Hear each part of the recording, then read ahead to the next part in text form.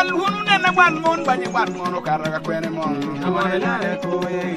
Del penya wan mon wan mono karaga kwene mon. Amore la le pinguina. Bao penya wono kor karaga kwene. Amore la le koye. Del penya twa jiro karaga kwene.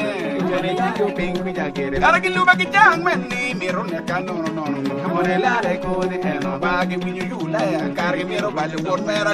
Amore la le koye. Del mi winyu yu ikenya kwene. Miro joka wor mera. Amore la le koye. Iluba ki jadeng miro ne kanono nono. Amore la le koye. Del wajlong me adaga miro ngelo tina. Yale la le koye. Del dilong me adaga miro ngelo tamada. Yale la le koye. Molbi bola ki kompia miro ngelo bia. Yale la le koye. Bibi yu kai moro miro ngelo tamagera. Yale la le koye.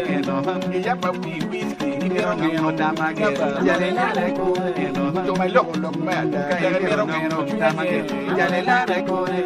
Del ping wan mon badi wan mono karoga kanyi mono.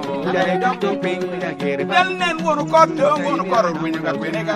Yale ti you ping with a gere. Iluba ki jangwen miro ne kanono mera. Yale la le koye. Iluba ki japa miro winyo bona yu. Yale la le koye. Tilong me adaga miro ngelo tamma.